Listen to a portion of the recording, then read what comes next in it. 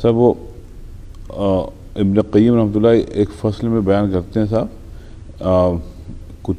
کتے اور انسان کا فرق.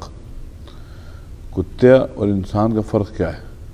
کہتے ہیں کہ کتے کو اگرچہ نجس سمجھا جاتا ہے اور سب کچھ ہے، لیکن اس کے ساتھ انہوں نے یہ فرمایا کہ علمک کلبک فہو یترک شہوتہ فی یتناول ما صاداہ احترام لنعمتک. کہتے ہیں کہ تم ایک کتے کو لیتے ہو اور کتے کو ٹرین کرتے ہو، پھر وہ اپنا پورا مزاج بدل دیتا ہے اور اپنی خواہشات کو بدل دیتا ہے ان چیزوں کے حصول کے لیے جس پہ تم نے اس کو ٹرین کیا ہے، اور احتراماً لنعمتک، وہ اس لیے کرتا ہے احترام میں کہ تم اس کو کھانے کو دیتے ہو، ہڈی دیتے ہو، تو اس کی وجہ سے وہ سب پورا اپنا مزاج اپنا اشاروں پہ ناچتا ہے تمہارے. یہ کتا ہے. اور وہ خوفاً من ستوبتک، اور اس کو خوف بھی ہوتا ہے کہ اگر ہم نہیں ان کی بات سنیں گے تو یہ ہماری پٹائی بھی ہوگی، اور یہ کھانے کو دیتے ہیں تو اس وجہ سے بھی، اور پھر اس میں وفاداری کا عنصر بھی ہوتا ہے. تو یہ تو ہے صاحب کتا. اب انسان کا متعلق کہتے ہیں وَكَمْ عَلَّمَكَ مُعَلِّمُ الشَّرْعِ وَأَنْتَ لَا تَقْبَلْ. کہتے ہیں اور تم کو اللہ رسول نے کیا کچھ نہیں دیا اور کیا کچھ نہیں سکھایا، رائٹ، اور تمہارا یہ حال ہے کہ وَأَنْتَ لَا تَقْبَلْ، تم نے کچھ قبول نہیں کیا ابھی تک. یہ انسان ہے. تو کہنے کے کہ انسان اور کتے کا میں صاحب یہ ایک بہت بڑا فرق ہے کہ انسان جو ہے وہ صاحب وہ بہت مشکل سے کسی کو اپنے اوپر ہاں، انسان کا یہ کہ ہم کو کچھ بتاؤ نہیں، بس ہم جیسا جی رہے ہیں ہم کو جینے دو اپنے سٹائل کا. کتا کہتا نہیں ہے اب جیسے ہم آقا کہے گا ہم وہ کریں گے. انسان یہ کہتا ہے کہ سب ہم کو جینے دیجیے. سب یہ فراق گورکھپوری کے شعر ہے نا کہ غرض کے کاٹ دیے زندگی کے دن اے دوست. بہت اچھا شعر ہے، بہت اچھا شعر ہے. غرض کے کاٹ دیے زندگی کے دن اے دوست، وہ تیری یاد میں ہوں یا تجھ کو بھلانے میں. بہت اچھا ہے. کاٹنا تو تھا، وہ تیری یاد میں ہو. بہت بڑا شعر ہے. غرض کے کاٹ دیے دنیا کے دن اے دوست، وہ تیری یاد میں ہو یا تجھ کو بھلانے میں. سمجھا؟ تو انسان یہ ہے کہ صاحب وہ. اچھا دوسری بات آگے ایک فرماتے ہیں ابن قیم، وہی فصل چل رہی ہے، اس میں ایک پوائنٹ اور یہ بتاتے ہیں.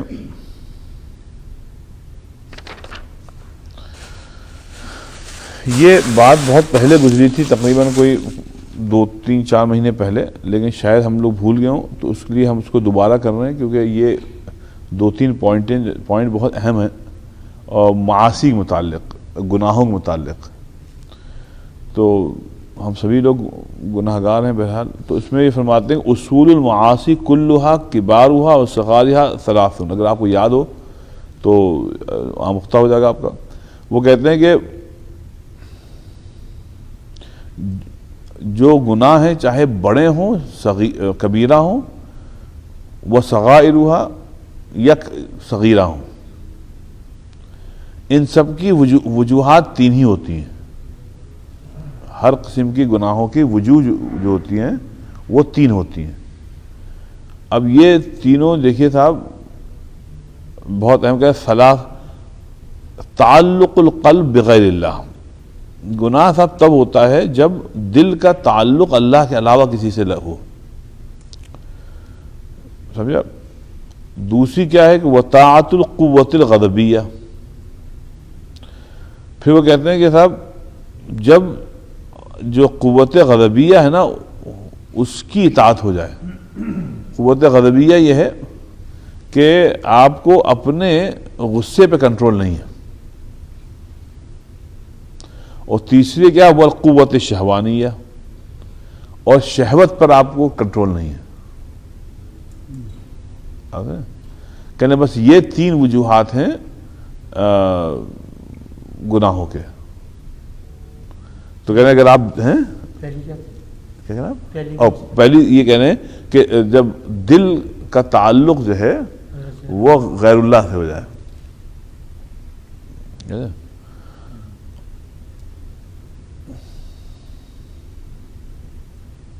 بس یہ کہنے کہ جب تعلق دل کا غیر اللہ سے ہوتا ہے تو یہی جو ہے شرک ہوتا ہے. یاد ہے بہت پہلے گزرا تھی بات، اس کے لیے کیونکہ یہ میں دیکھ رہا تھا، میں نے کہا صاحب یہ تو بہت بڑی بات ہے نا کہ جب اطاعت جو ہے وہ غیر اللہ کی ہو جائے، تعلق جو ہے غیر اللہ سے ہو جائے، کہنے بس یہی شرک ہے. کیونکہ جو کیا ہے قواشی میں ایک آیت ہے کہ کیا ہے کہ کحب اللہ یحبونہ کحب اللہ.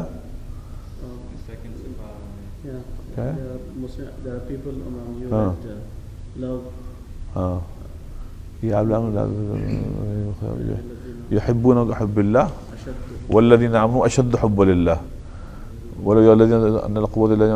ہاں وہ دوسرے بارے میں رائٹ. ہاں انتم لا تحبونہم ولا یحبونکم وتؤمنون.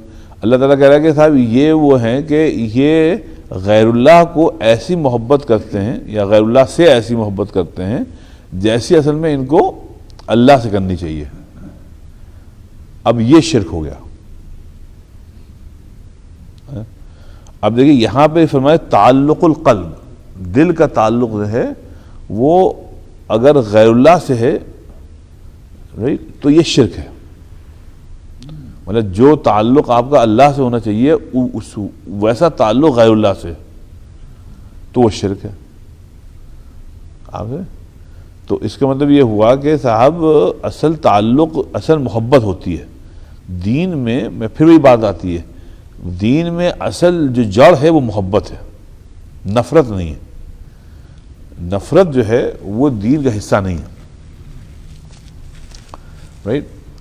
اب اس میں یہ ہوا کہ تعلق جو ہوتا ہے تعلق جو ہے صاحب وہ چاہے پیسے سے ہو چاہے کسی عورت سے ہو، مرد سے ہو، چاہے آپ کو آپ کے اپنے جو آپ نے ایمبیشنز اپنے لائف کے متعین کر لیے ہیں اس کی تکمیل میں ہو. ہاں جو بھی ہے تو کہنے لگے اگر آپ اس تعلق کو اتنی اہمیت دے دی ہے جو آپ کو اللہ کو دینی چاہیے تھی تو کہنے لگے بس یہی شرک ہے. اس لیے صاحب اس بات کا خوب ذہن میں اعادہ کر لے کہ صاحب یہ شرک ہے. اسی لیے اللہ تعالیٰ نے یہاں مطلب ابن قیم رحمۃ اللہ علیہ نے بہت کھل کے یہاں پہ فرمایا کہ یہ شرک ہے. تو اس کا مطلب یہ ہوا کہ شرک کیا ہوتا ہے؟ صرف غیر اللہ کو سجدہ نہیں ہوتا ہے، وہ تعلق ہے. دل کا جو تعلق ہے اگر غیر اللہ سے ہے جیسے اللہ سے ہونا چاہیے تو سمجھ لیے یہ شرک ہے.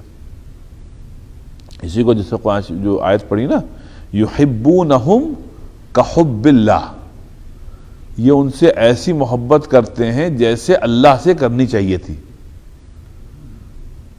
تو اسی کو شرک اللہ نے کہا ہے. یہاں پہ دیکھیے محبت کی بات ہے ظفر بھائی، یہاں پر عبادت کی بات نہیں ہے، سجدے کی بات نہیں ہے، نماز کی بات نہیں ہے کہ آپ نماز کی غیر اللہ کو پڑھیں.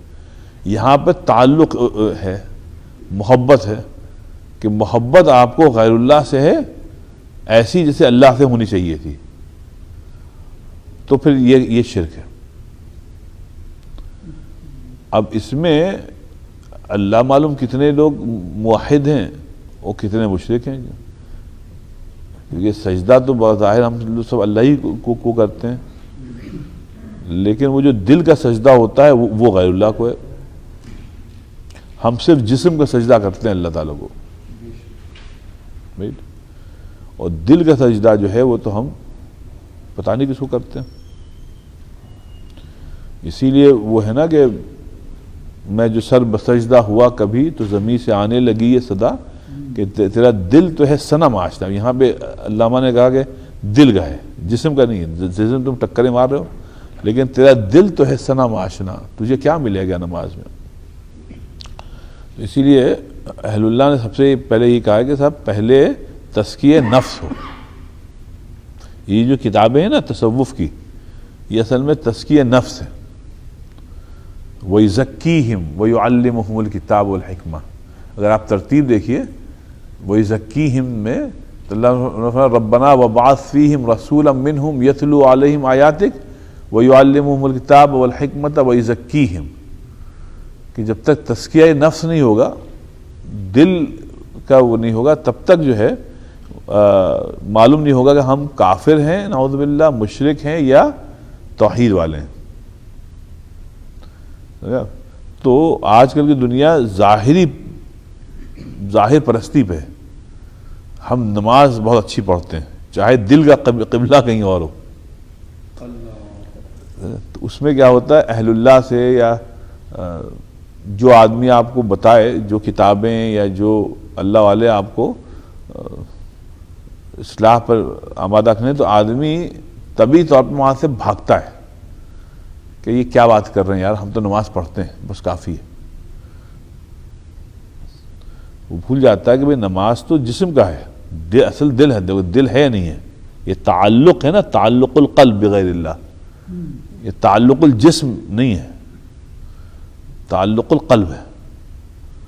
اور نبی پاک صلی اللہ علیہ وسلم اگر یہ ہے، یہ پاور ہاؤس ہے، اگر یہ صحیح ہوا پھر سب پورا جسم صحیح رہے گا. اور اگر حضور صلی اللہ علیہ وسلم یہ دل اگر خراب ہے تو پورا جسم خراب رہے گا، چاہے تم خانہ کعبہ میں نماز ہی کیوں نہ پڑھو. تو اس لیے اس کو ابن قیم نے صاف کہا ہے وہی شرک، یہ شرک ہے. اور تو اس میں مطلب یہ ہوا کہ اصل محبت جو ہے وہ اللہ رسول سے کرنے کی عادت ڈالیے، اور اللہ رسول کے اوپر کسی کو فوقیت نہ دیجیے، تو آپ موحد ہیں. پھر خدا خواستہ اگر آپ سے نماز میں پابندی نہیں بھی ہے تو سمجھ لیے یہ اس میں نجات کا پھر بھی ایک ہاں مطلب امید ہے، کیونکہ آپ کا دل جو ہے وہ بہرحال اللہ تعالیٰ ہی سے لگا ہوا ہے.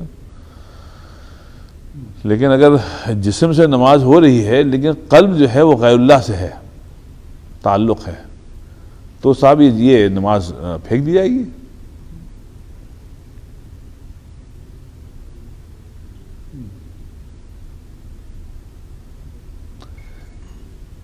شیخ صاحب ایک شعر ہے کہ فراقی کا یاد آ رہا ہے. فراق نے ایک شعر کہا تھا، دیکھیے صاحب یہ شاعر کا مذہب مت دیکھا کریے، اگرچہ یہ ہندو ضرور تھے لیکن صحبت یافتہ تھے. جب بیٹھتے تھے تو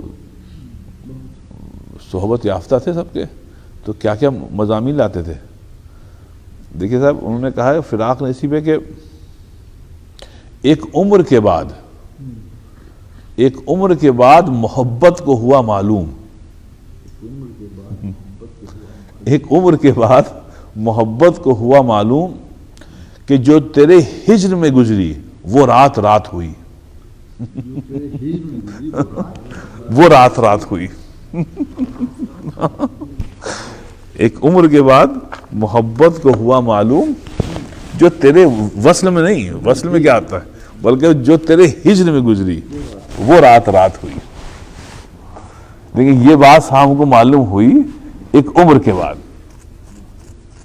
بڑھاپے میں معلوم ہوا کہ یہ اصل میں وصل والی جو رات تھی یہ رات رات نہیں ہوئی. ہاں یہ جو ہجر میں گزری اور ہجر میں جو یاد آتی رہی اس کی، کہنے وہ رات رات ہوئی. بہت پیارا شعر ہے، بہت پیارا شعر. ایک عمر کے بعد محبت کو ہوا معلوم جو تیرے ہجر میں گزری وہ رات ہوئی.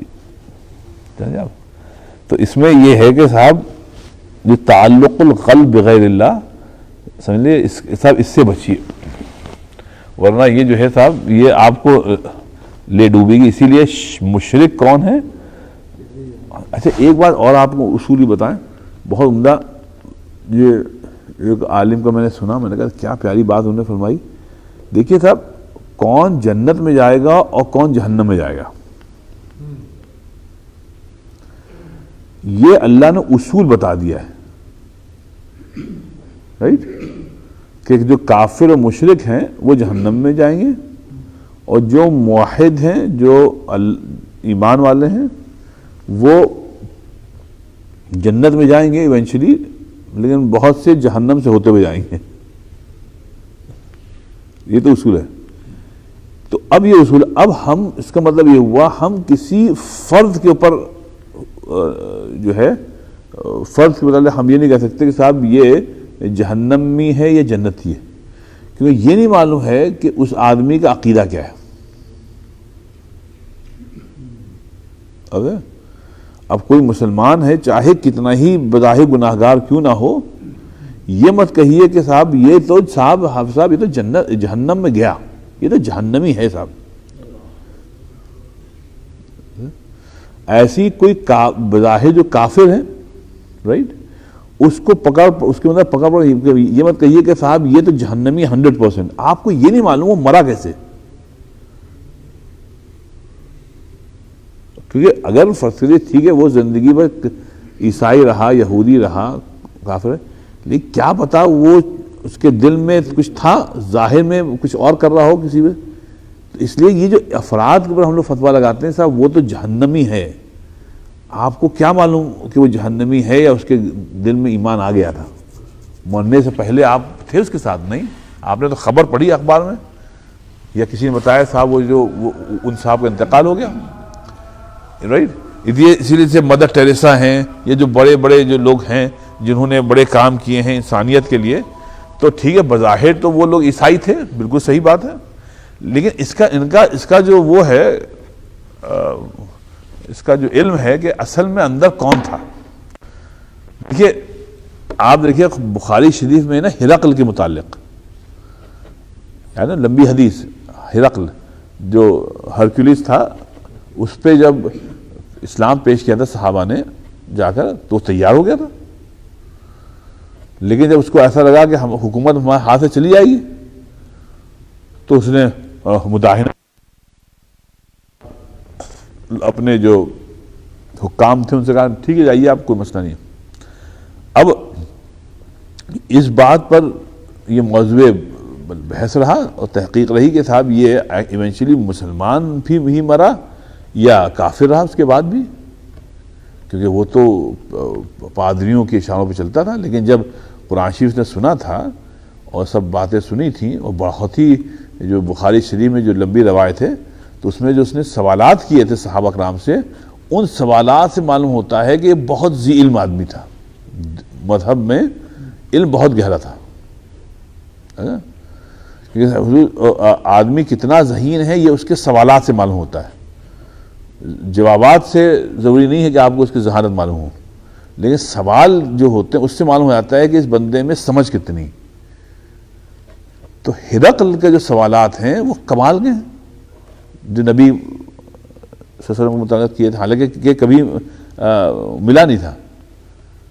اب یہ کہنا کہ ہرقل صاحب مسلمان تھا یا کافر تھا، رائٹ، اس پہ آپ فتویٰ مت لگائیں. آپ اصول کی بات کریں کہ بھائی ان الذین کفروا وماتوا وہم کفار اولئک علیہم، یہ اصول بنا ہوا ہے. اب بھیا اتنے بلینز آف لوگوں میں کون کافر مرا، کون مشرک مرا، کون مسلم، اس بھائی ہم کو نہیں معلوم. ابو طالب ہیں، اب ابو طالب متعلق بعض علماء نے باقاعدہ ماضی میں کتابیں لکھی ہیں کہ بھائی دیکھیے ابو طالب ایمان پر مرا تھا.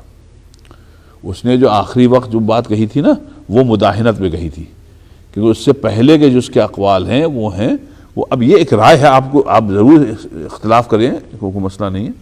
بعض نے کہا کہ نہیں بھائی لگتا نہیں کہ یہ آخری تک تو اس نے ایسی بات کہی تھی. تو اس کا مطلب یہ ہوا کہ ابو طالب جیسے آدمی کے کی موت کے اوپر بھی یہ شک ہے کہ وہ کفر پر مرا تھا یا ایمان پہ مرا تھا. خیر یہ تو ماضی کی بات ہے. لیکن ہم لوگ کے حال میں جو لوگ کہتے صاحب وہ تو جہنمی ہے, وہ تو جہنم میں گیا, یا وہ آدمی تو پکا جنتی ہے تو اس کو اس کا اختیار نہیں, کہ یہ علم غیب کی بات ہے.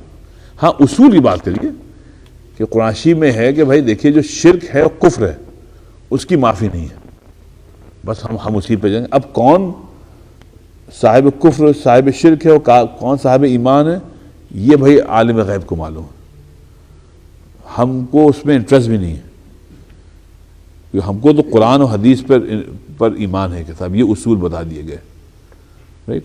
اور سب سے بڑی بات ہے ہم کو تو اس بات کی فکر ہے کہ ہم کیسے مریں گے, آپ نا.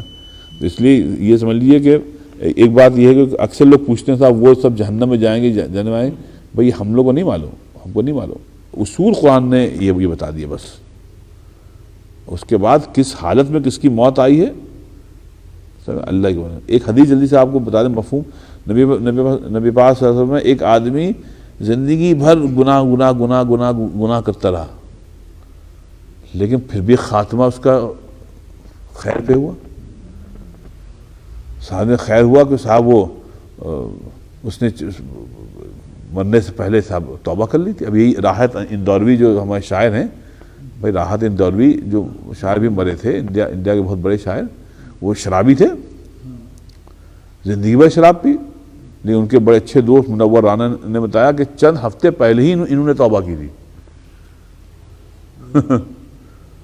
چند ہفتے پہلے ہی توبہ کی تھی. اور کرونا وائرس آنے سے پہلے انہوں نے ایک نعتیہ مشاعرے میں شرکت کی تھی اور اپنا کلام پڑھایا تھا, اس کی صدارت بھی کی تھی. اور اس وقت وہ میں نے ویڈیو دیکھا, اس پہ انہوں نے یہ کہا کہ اللہ تعالیٰ ہماری مغفرت فرمائے, زندگی ہم نے ایسی گزاری, بس ہم تو اس نعتیہ مشاعرے میں اس لیے شرکت کے لیے آ گئے کہ اللہ تعالیٰ ہم کو بھی عاشق رسول میں شامل کر لے. اور اس کے چند روز کے بعد ان کا انتقال ہو جاتا ہے. تو بہرحال یہ جو ہے وہ اس میں اس کا ایک واقعہ میں آپ کو بتائیں صاحب. یہ شاید شاہ صاحب نے لکھا ہے, شاہ ولی اللہ صاحب نے لکھا ہے, یا شاہ عبدالحق صاحب نے لکھا ہے, انہی لوگوں میں سے کسی نے لکھا ہے, یا شاہ عبدالعزیز صاحب نے, یاد نہیں صاحب. واقعہ بڑا زبردست ہے. واقعہ اسی پر ہے. کہہ رہے تھے کہ صاحب ایک مرتبہ ایک کشتی میں چند لوگ جا رہے تھے تجارت کے لیے. ان میں ایک آدمی تھا جو بڑا ہی فاسق و فاجر آدمی تھا. کہتے ہیں کہ صاحب اس کی جہاز میں موت ہو گئی, طبیعت خراب ہوئی, موت ہو گئی. تو اب یہ ہوا کہ بھائی اس کو زمین پہ اس میں سمندر میں پھینک دیا جائے. جیسے آپ کو معلوم ہے کہ اگر جہاز میں موت ہو جائے اور یہ ہو کہ بھائی ساحل بہت دور ہے, وہاں تک پہنچتے پہنچتے تو یہ لاش سڑ جائے گی, تو اس کو یہ ہے اس کو سمندر میں پھینک دیں, پھر آپ رکھے گا نہیں اس کو, نماز جنازہ پڑھیے وہیں, اور پھر اس کا دفن یہی ہے کہ سمندر میں پھینک دیا جائے. تو یہ لوگ, تو ہوا یہ کہ جب اس کی موت ہوئی تو دیکھا لوگوں نے, کشتی والوں نے, کہ صاحب موت کے بعد اس کا چہرہ بڑا خراب ہو گیا. بعض لوگ منور ہو جاتے ہیں, لگتا ہے سو رہے ہیں, بڑا نور ہوتا ہے, لیکن اس کا چہرہ جو تھا وہ صاحب بڑا ہی عجیب خراب سا ہو گیا. تو اس کشتی میں یہ بحث تھی بھائی اس کو ابھی پھینکا جائے یا کر, تو یہ چلو نے کہا بھائی ابھی تو اس کا انتقال ہوا, کل صبح دیکھا جائے گا, ابھی تو سب سو جائیے جا کے, اب صبح ہی دیکھا جائے گا ان کا. تو اس کشتی میں کوئی صاحب نسبت بزرگ تھے, وہ بھی سو گئے. اور انہوں نے رات کو جب سو رہے تھے تو انہیں خواب دیکھا. اس خواب میں دیکھا کہ ایک بہت منور آدمی, بہت سراپا نور آدمی, وہ تشریف لائے کشتی میں, ابھی خواب میں دیکھ رہے ہیں, اور وہ سیدھے آئے ہیں. اور آنے کے بعد یہ صاحب جن کا انتقال ہوا تھا, جن کا چہرہ بڑا مسخ ہو گیا تھا, سیدھے ان کے پاس گئے اور ان کے کفن سے سر سے کفن ہٹایا اور پھر اپنا دست مبارک جو تھا اس کے چہرے پہ پھیرا. جب چہرے پہ پھیرا تو ان کا چہرہ منور ہو گیا, چہرہ منور ہو گیا. اور پھر کفن سے چہرہ واپس ڈھک دیا اور پھر جانے لگے.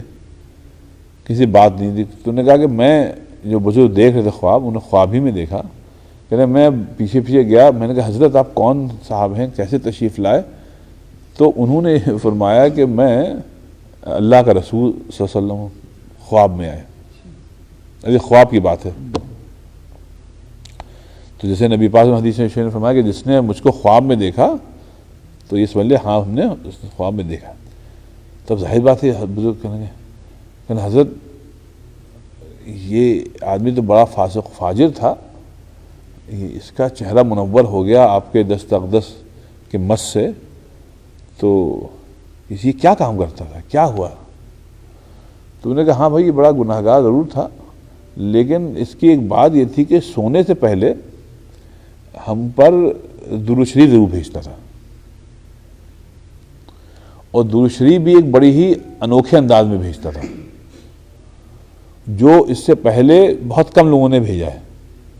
اور وہ یہ تھا کہ اللہم صلی علی محمد وعلی آل محمد بعدد کلما ذکرک الذاکرون وبعدد کلما غفل عن ذکرک الغافلون. یہ اس طرح بھیجتا تھا. تو کہنے لگے وہ ہم کو عالم ارواح میں ہم پہنچایا جاتا تھا, آج نہیں آیا. میں نے کہا بھائی وہ جو ایک البیلا قسم کا درود آتا تھا وہ کہاں ہے آج, وہ نہیں آیا. تو فیض نے بتا رہے حضور وہ تو بہت ان کا انتقال ہو گیا, اور ان کا بہت ہی خراب حالت میں انتقال ہوا ہے. تو جب مجھ کو معلوم بڑا خراب حالت میں انتقال ہوا ہے تو ہم آئے, اور اب یہ سب خواب میں باتیں چل رہی سب. وہ یہ کہ چلے گئے, حضور تشریف لے گئے. اب وہ صاحب یہ جو بزرگ تھے آدھی رات میں یہ کھڑبڑاہٹ اٹھ گیا کشتی میں, اب کشتی چل رہی ہے. اب پہلے ان کو اب ٹائم لگا سنبھلنے میں کہ میں نے دیکھا کیا ہے. تو شاہ صاحب نے لکھا کہ صاحب یہ بزرگ جو تھے اسی سراسیمگی کے عالم میں انہوں نے دیکھا کہ تمام کشتی والے سب تو سو رہے ہیں, وہ لاش جو ہے وہ کنارے رکھی ہے. تو کہنے لگے کہ بھائی چونکہ نبی پاک صلی اللہ علیہ وسلم کو دیکھا تھا, مطلب یہ شرف حاصل ہوا تھا, تو ہم نے کہا بھائی یہ جھوٹ تو نہیں ہو سکتا حدیث کے روح سے. تو کہنے لگے کہ ہم گئے اور ہم نے جا کر کفن پر سے چہرہ ہٹایا دیکھنے کے لیے. کہنے کہ ہم تو بالکل مسرت میں ہم کو یقین نہیں آ رہا تھا کہ صاحب ان کا چہرہ جو تھا منور تھا.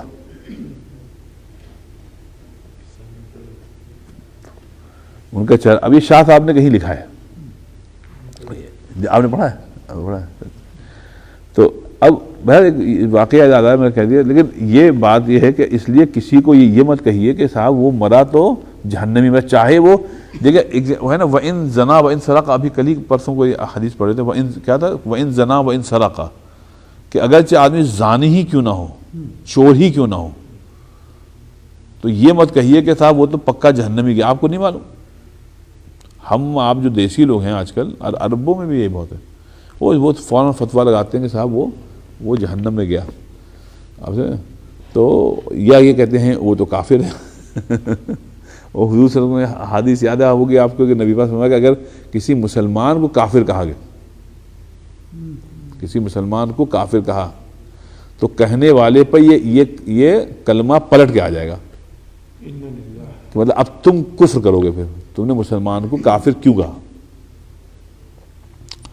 اسی لیے صاحب یہ جو بریلوی اور دیوبندی کے انفارچونیٹلی ہمارے پھڈے چلتے ہیں جاہلانہ, بالکل مطلب اکثر تو جاہلانہ ہوئے ہوتے ہیں. وہ یہ انہوں نے ان کو کافر کہہ دیا, ان کا کافر. خیر ہمارے دیوبند میں مسئلے میں تو وہ لوگ بہت احتیاط کرتے ہیں, نہیں کہتے ہیں.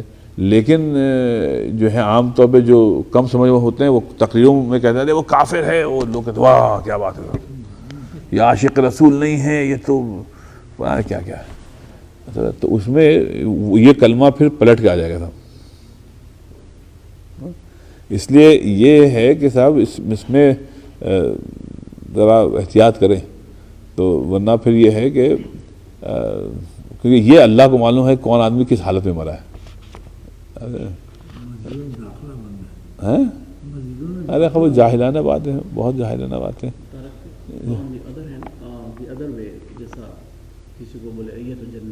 وہ بھی غلط ہے، وہ بھی. ہم لوگ بہت کم کسی کو کہتے ہیں یہ جنتی ہے.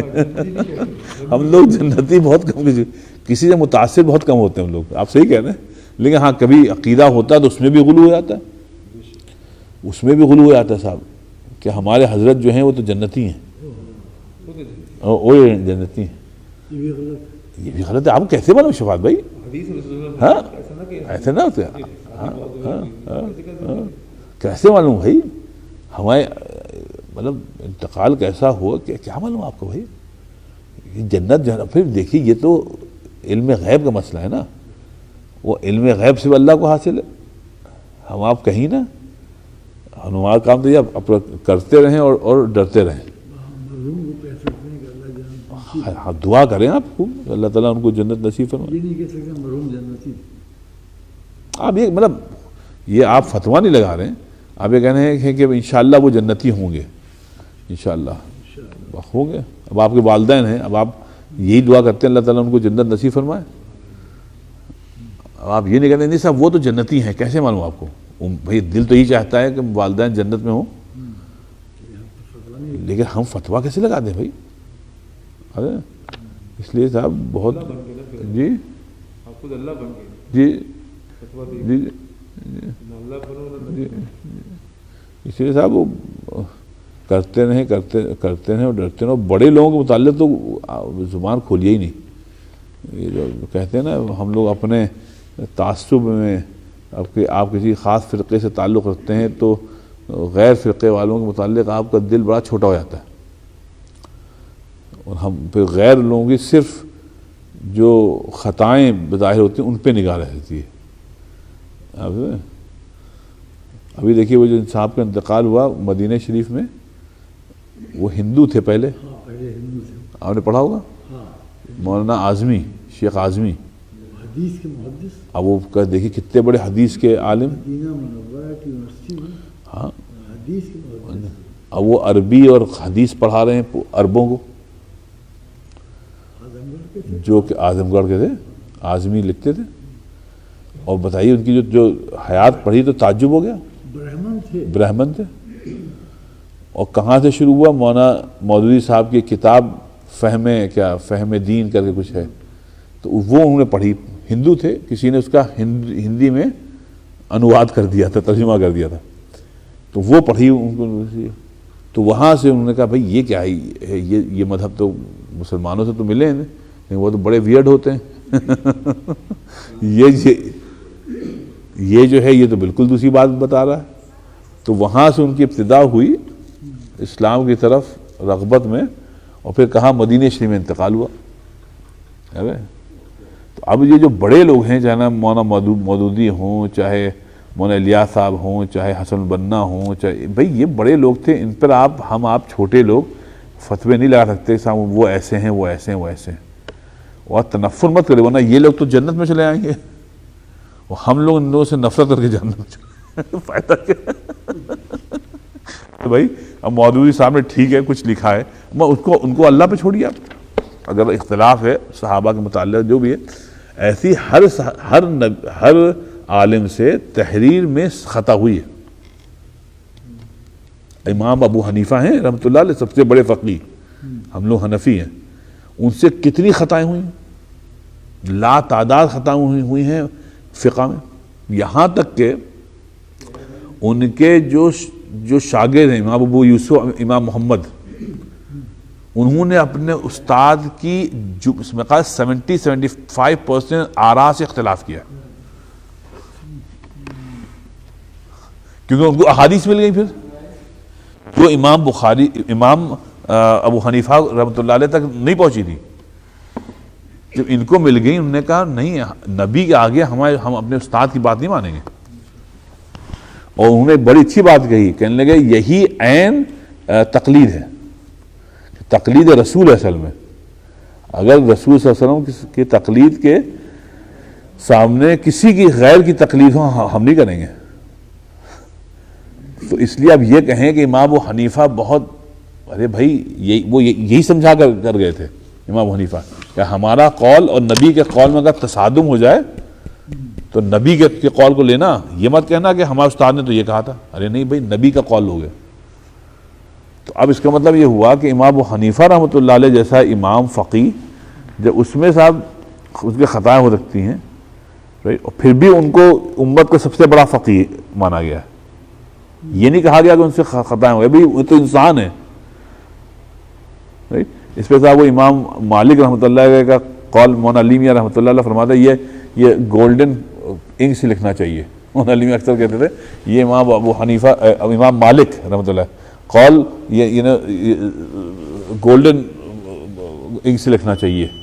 اور امام مالک رحمۃ اللہ علیہ نے ایک مرتبہ کچھ کہا تو کسی نے اختلاف کیا اس سے، تو انہوں نے کہا ٹھیک ہے ہم غلط ہیں. انہوں نے کہہ دیا تو کسی نے کہا حضرت آپ غلط تھے. امام مالک رحمۃ اللہ علیہ جن کی بدلے حضور نے بشارت دی تھی کہ اتنا بڑا عالم ہوگا، مدینے میں پیدا ہوگا، سب نے کہا یہ وہی امام مالک تھے. تو جن کی آمد کی بشارت حضور صلی اللہ علیہ وسلم نے دی تھی، وہ مسند رسول صلی اللہ علیہ وسلم پہ بیٹھ کے کہہ رہا ہے مسجد نبوی میں کہ ہاں ہم غلط تھے، بعض فقی مسئلے پہ ہاں غلط تھے. تو کسی نے کہا حضرت آپ غلط تھے. تو اس وقت انہوں نے بہت پیاری بڑی بات کی. انہوں نے فرمایا رحمۃ اللہ علیہ، انہوں نے کہا من کل یؤخذ و یرد، سب سے ہر انسان کی بعض باتیں لی جائیں گی، بعض باتیں رد کی جائیں گی. من کل، سب سے بعض باتیں لی جائیں گی، کسی بھی انسان کی 100% بات نہیں لی جائے گی. بعض باتیں لی جائیں گی، بعض باتیں رد کی جائیں گی. الا صاحب ھذا القبر الشریف، صرف نبی پاک صلی اللہ علیہ وسلم جو اس قبر میں سو رہے ہیں آرام فرما رہے ہیں، ان کی ہر بات لی جائے گی، ان کی کوئی بات رد نہیں کی جائے گی.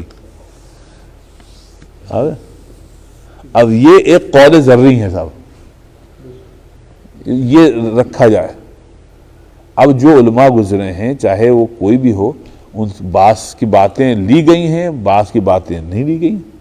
اب آپ یہ کہیں ابو حنیفہ سے تو ہم کو نفرت ہو گئی ہے نعوذ باللہ، کیونکہ ان کی یہ باتیں غلط ثابت ہو گئی. ارے بھائی بات ایسی نہیں ہے.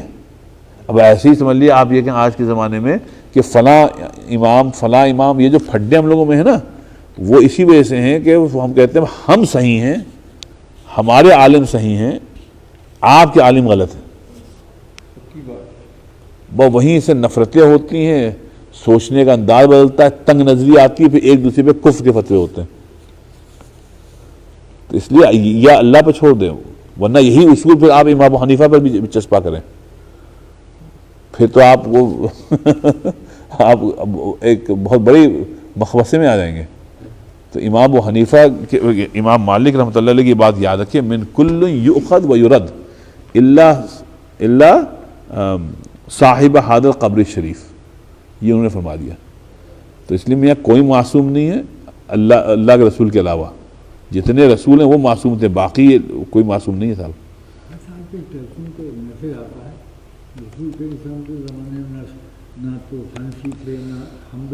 اب یہ الگ بات ہے، اب یہ فقہ کی بات اس کو چھوڑ دیجیے، یہ اس کو کبھی اور کریں گے. لیکن یہ ہے کہ ایسی صحابہ کرام، بڑے بڑے صحابہ کرام کی بات نہیں لی گئی، صحابہ کی نہیں لی گئی. آپ سنیں ابھی دیکھیے امام ابھی کیا نام ہے عبداللہ ابن عمر ہیں، کتنے بڑے صحابی، رائٹ، سنت کے پابند سختی سے، لیکن ان کی ہر بات نہیں لی گئی. اب وہ کہیں جا رہے ہیں، جا کر بیٹھ گئے، صاحب آپ یہاں کیوں بیٹھ گئے؟ کہنے جب نبی پاک ادھر سے گزرے تھے نا، یہاں انہیں آرام کیا تھا، پیڑ کے سائے میں بیٹھ گئے تھے، تو اس لیے ہم بھی بیٹھ گئے. بعض صحابہ چلتے رہے، انہوں نے کہا آپ بیٹھیے، ہم نہیں بیٹھیں گے، کیونکہ نبی پاک صلی اللہ علیہ وسلم بشری تقاضے کے تحت، یہ کوئی دین کا حصہ تھوڑی کیا کہ ہم جب انہوں نے کہا ہم تو بیٹھیں گے. اب آپ یہ اختلاف ہوا، اب آپ کہیں گے جو صحابہ نہیں بیٹھے ان کو عشق رسول نہیں تھا. اب آپ ان کے خلاف فتویٰ لگا دیں گے کہ یہ سب نعوذ باللہ جیسے آج نعوذ باللہ جو شیعہ حضرات ہیں اللہ ان کو ہدایت دے، وہ کیا ہے، یہ بازار گرم ہے 10 محرم، اس وقت تو مجلسیں ہو رہی ہوں گی، ہم یہاں بیٹھے ہیں، میں لکھنؤ میں، مجلسیں ہو رہی ہوں گی خوب جم کے، آپ کے یہاں بھی کراچی میں بھی ہو رہی ہوں گی، حیدرآباد میں، لاہور میں بھی ہوتی ہیں۔ اب اس وقت کیا ہے، صرف مغلظات بکریں صحابہ کرام کے خلاف، مغلظات بکریں پاگل ایسے بالکل مجنون ہوتے ہیں اس وقت، بس ابو بکر اور حضرت عمر اور حضرت عثمان اور حضرت عائشہ اور ان سب کے رضی اللہ عنہم اجمعین کے خلاف بس جو منہ میں آ رہا ہے بک رہے ہیں، اور ہر سال نئی چیز لاتے ہیں ہاں مطلب ایسی مطلب کوئی ایسی گندی بات کہیں گے جس سے پہلے کہنے والے نے نہیں کہی ہے صحابہ کرام متعلق، تو بس اس کو کہتے ہیں بس یہی تو کیا مطلب آپ نے کیا سب مجلس پڑھی ہے، نعوذ باللہ۔ تو اسی لیے یہ ان کو کہتے ہیں رافضی ہیں۔ تو اتفاق سے آج تو 10 محرم ہے، آج تو بازار گرم ہوگا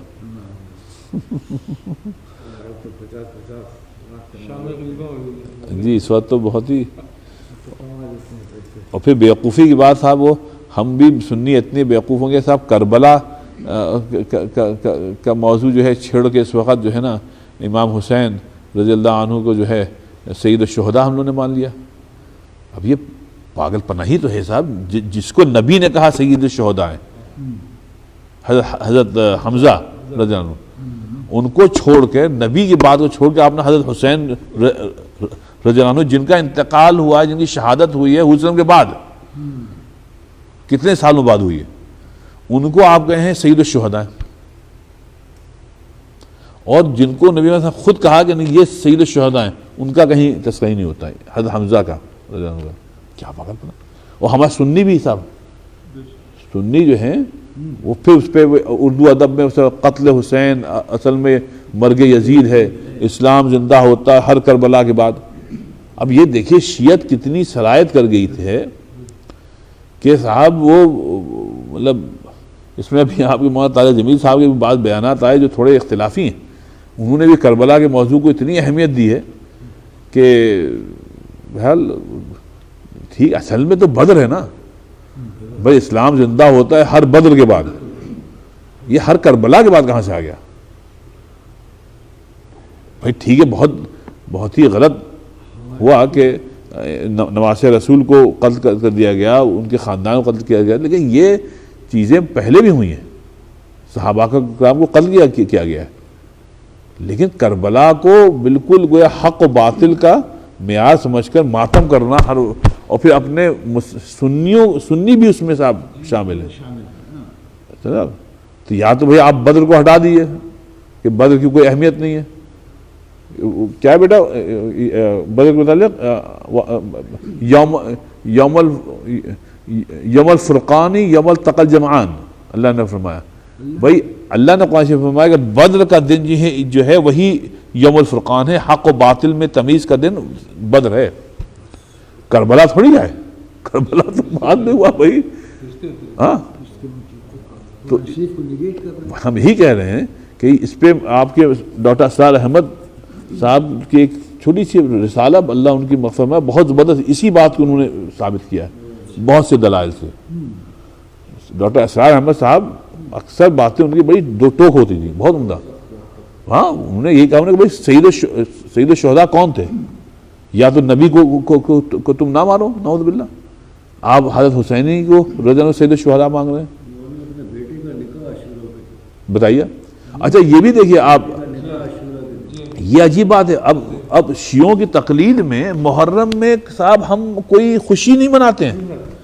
ارے ابھی پرسوں نرسوں کسی کا فون آیا کہ صاحب وہ نکاح پڑھنا ہے، کہنے ایسے تو نکاح ہم کو فون کرنا تھا لیکن یہ محرم کا مہینہ ہے تو پلیز بس جیسی محرم کا مہینہ ختم حافظہ پہ نکاح کرنا ہے۔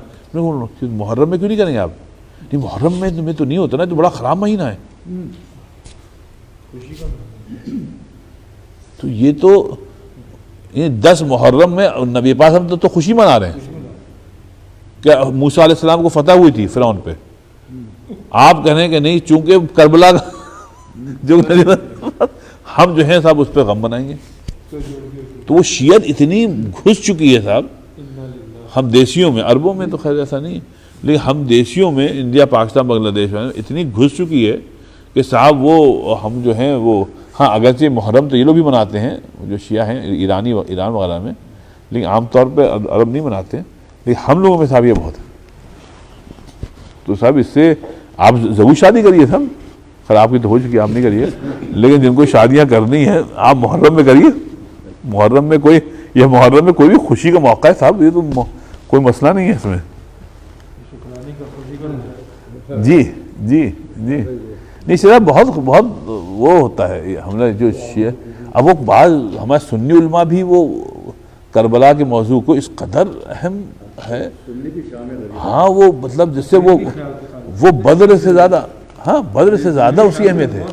جی جی جی اس میں جو ہے اچھا اس موضوع کو لے کر وہ صحابہ کے اوپر صاحب لعن طعن ہو رہا. میں خیر موضوع نہیں جلدی آپ یہ بتائیے حضرت حسن کیوں نہیں گئے تھے کوفہ، کیوں نہیں گئے تھے؟ انہوں نے کہا بھائی، انہیں سمجھایا تھا اپنے چھوٹے بھائی حسین کو کہ بھائی دیکھو حسین مت جاؤ، جو کوفے والے ہیں یہ قابل اعتماد نہیں ہے، انہیں ماضی میں بھی بے وفائی کی ہے، اپنے وعدے سے مکرے ہیں، تو دیکھو مت جاؤ، یہ کوئی تم کو خلیفہ ولیفہ نہیں بنائیں گے، ہم کو معلوم ہے. لیکن حضرت حسین نے کہا نہیں بھائی جان وہ تو دیکھیے اس نے بھی کہا ہے وہ یہاں پہ حالات ایسے ہیں کہ ہم جو بھی انہوں نے کہا وہ بہرحال حضرت حسین نے، لیکن انہوں نے کہا بھائی اگر تمہارے ثواب دید ہے تو تم جاؤ، ہم تو نہیں جائیں گے. تو حضرت حسن نہیں گئے. اب حضرت حسین رضی اللہ عنہ اپنا سادہ دلی میں اعتماد کر کوفے والوں پہ چلے گئے، وہ خاندان کو لے کے چلے گئے، وہی ہوا انہوں نے بے وفائی کی اور صاحب مار ڈالا. تو میرے بھائی تو یہ تو مطلب حسن ظن پہ گئے تھے، اور اس پہ گئے تھے کہ ان کو خلیفہ بنایا جائے گا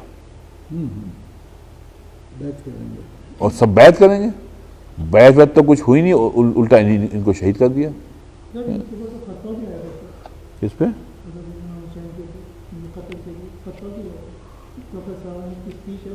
اچھا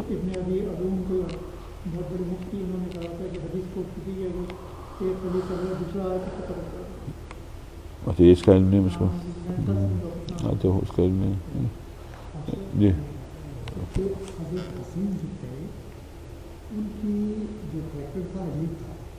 حضرت سننا میں پڑھا ہے کہ وہ جب حضرت علی کرم اللہ علیہ نے ڈسائڈ کیا کہ وہ خلافت کے لیے ان کو چن لیا، تو حضرت حسن نے ان کی مخالفت جی شروع میں کہا جی کہ آپ کے ساتھ جو جی شروع یہ قاتلان جی شروع میں تو اس لیے بہت بڑا پرابلم ہوگا. تو آپ اسی طرح حضرت حسن جو ہے وہ اسی طرح ان کی جو کریکٹر پڑے عجیب سا، ان کے ساتھ وہ جب ان کو خلیفہ بنا لیا بعد میں حضرت علی بعد میں وہ بھی ہے وہ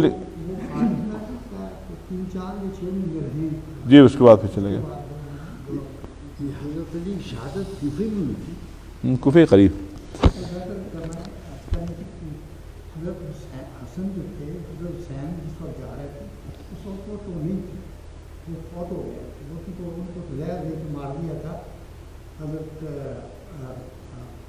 جو حضرت معاویہ کے زمانے میں.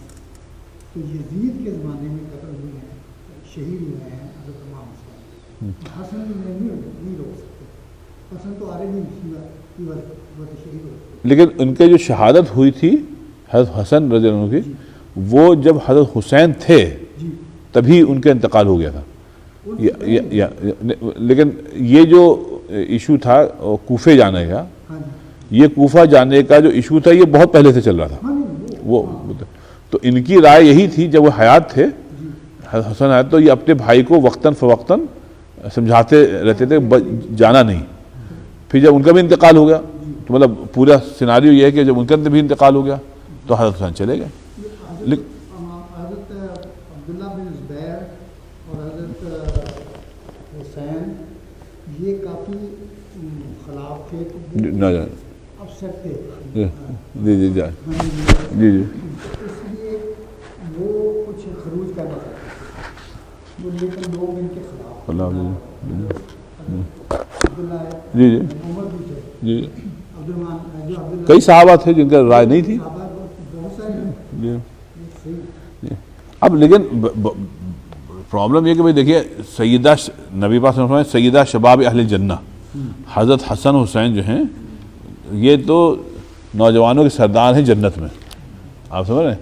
پھر حضور فرمائے انکم لریحان الجنہ، تم دونوں جو ہو یہ تو جنت کے پھولوں میں سے پھول. اب یہ جن کو ان کا مقام ہو. پرابلم یہ ہے کہ صاحب ہم لوگ حضرت حسین رضی اللہ عنہ کو جو سید الشہداء کہتے ہیں، یہ غلط ہے.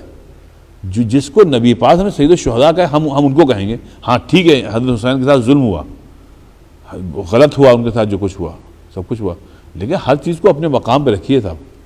آپ سمجھ رہے ہیں؟ مطلب یہ جو ہے یہ بڑی بے راہ روی. پھر اس میں آپ ملمہ سازی کرتے ہیں، خوب سپائسز ڈالتے ہیں اس واقعے کو. اب وہ دیکھیے کربلا کے واقعے کو کتنا 1400 سال میں کتنے اس میں مسالے ڈالیں گے، اور یہ زیادہ تر جو ہے وہ ڈالنے والے اہل تشیع ہیں. اور پھر ہوا یہ اس مسئلے کو لے کر جو تاریخ جنہوں نے لکھی شروع میں، اب بیٹا تم لوگ یہ سنو، جنہوں نے شروع میں تاریخ لکھی وہ اکثر شیعہ تھے.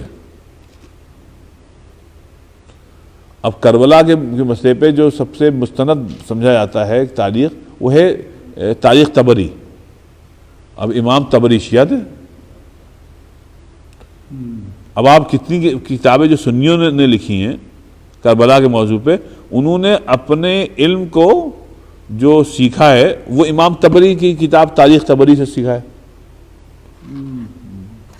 آپ سمجھیں؟ حالانکہ اور بھی ہیں تاریخیں لیکن وہ طبری. اس لیے انا تسلی اس میں جانا اور اس کو اتنا بڑا بنا دینا کربلا، واقع کربلا کو کہ صاحب اس میں آپ شیعوں کی طرح آپ بھی بولنے لگیں، یہ سب اچھی بات نہیں ہے. اس سے تکلیف ہوتی ہے کہ آپ نبی پاک صلی اللہ علیہ وسلم کی بات کو اہمیت نہیں دے رہے. سید الشباب حضرت حمزہ کا کہیں تذکرہ ہی نہیں ہے پوری مجلس میں، کہیں محرم میں کہیں تذکرہ ہی نہیں ہوتا ہے حضرت حمزہ کا. سارا وہ جو صحابہ شہید ہوئے بدر وغیرہ ان کا ہے ہی نہیں، صرف ایک واقع کربلا بس. گویا یہی گویا حق و باطل کا معیار. یہ غلط ہے صاحب.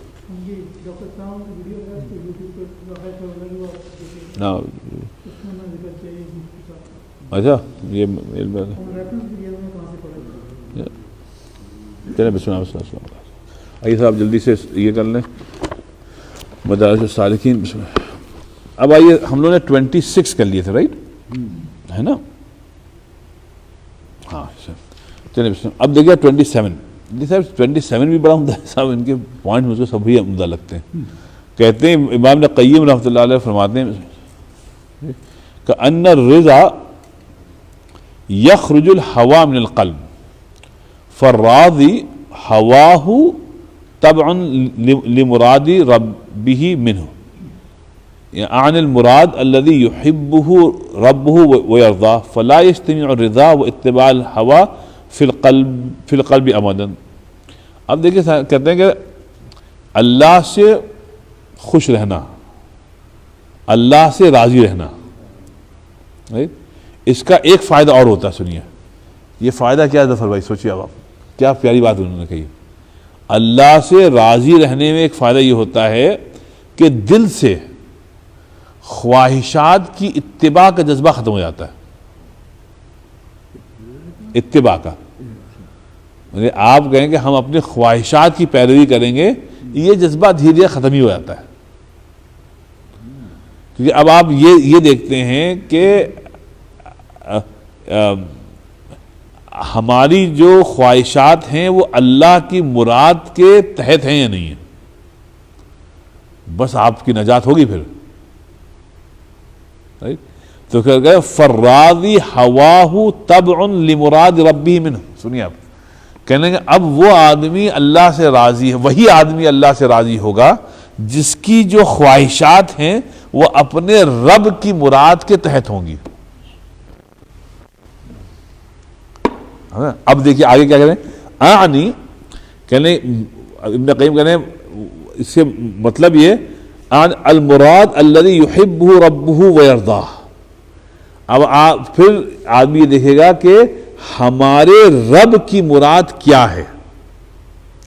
اب اس کو اسی چیزوں سے محبت ہوگی جن چیزوں کا مطالبہ ہمارے رب نے کیا ہے.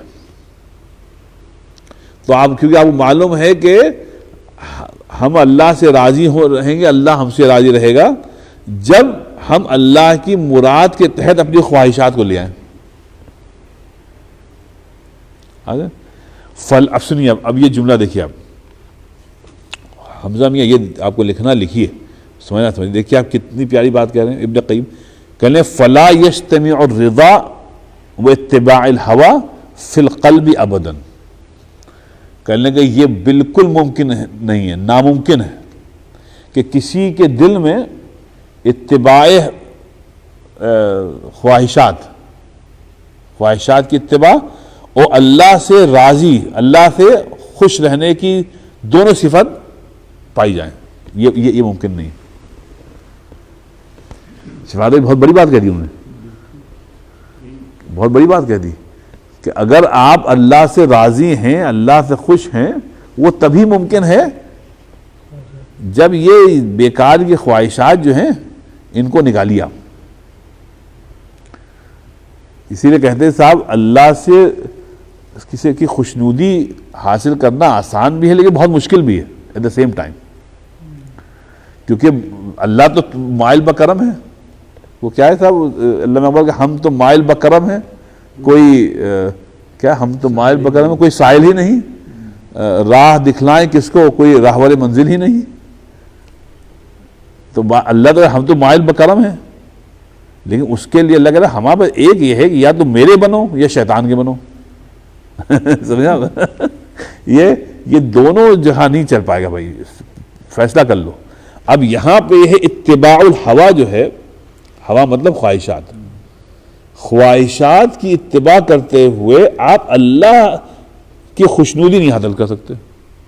ابن قیم فرما رہے ہیں کہ بھائی کسی کے بھی دل میں دونوں باتیں اکٹھا نہیں رہ سکتی. اب ہمارا آپ کا مسئلہ یہ ہے کہ ہم تو چاہتے ہیں کہ رند کے رند رہیں اور ہاتھ سے جنت بھی نہ جائے, تو یہ صاحب تو نہیں ہوگا, ہاتھ سے جنت نہیں. تو اس میں یہ ہے کہ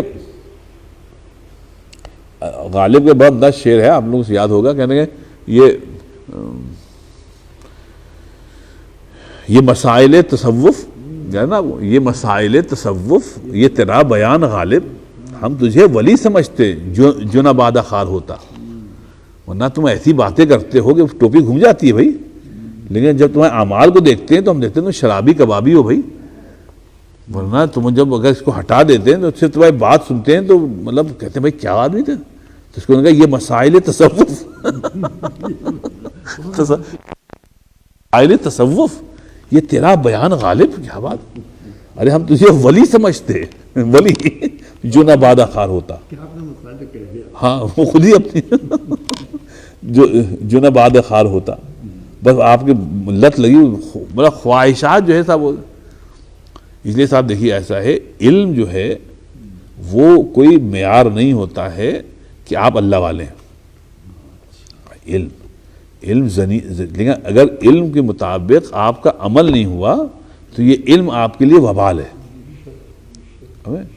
تو علم, ہاں جو علم حاصل کرنے کے ساتھ ساتھ اس پہ اتباع عمل پیدا ہوئے تو یہ علم جو ہے یہ جنت لے جائے گا آپ کو. اس لیے یہ کہنا کہ صاحب وہ تقریر بہت اچھی کرتے ہیں, ان کی کتاب بہت اچھی ہے, یہ کوئی وجہ نہیں ہے کہ صاحب یہ اصل ہے کہ اس لیے, اور یہ بہت مشکل ہوتا ہے اتباع الہوا. تو جو غالب نے کہا جو نہ بادہ خار ہوتا, تو وہ اسی لیے ہے کہ بھائی جب نفس تو آیا نہیں, آپ کے علم بہت آ گیا, سمجھ بہت آ گئی ہے. تو اسی لیے آپ نے بھی زندگی میں دیکھا ہوگا, ہم نے بھی دیکھا, بعض بڑے صاحب علم لوگ ہیں بھائی. یہاں پہ ہم نام لے لیں گے, ایک صاحب ہیں بہت صاحب علم ہیں, ہر موضوع پر ان کو ایسا علم ہے کہ آپ آشش کا بھی واقعہ کربلائی کو دیکھ لیں, جتنا علم ان کے پاس ہے ہم سب کو شاید ملا کے نہ ہو ان کے پاس. یہیں اورلینڈو میں رہتے ہیں, لیکن اب ان کا ایک لائف سٹائل ہے, اب کیا کیا جائے, الگ ہے.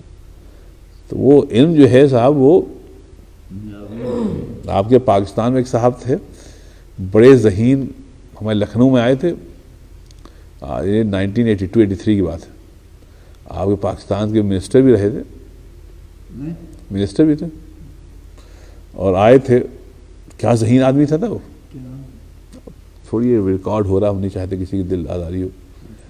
ایک صاحب تھے، میں نے ان کی تقریر بھی سنی تھی، ان کی تقریر ہوئی تھی دیکھیے وہاں پر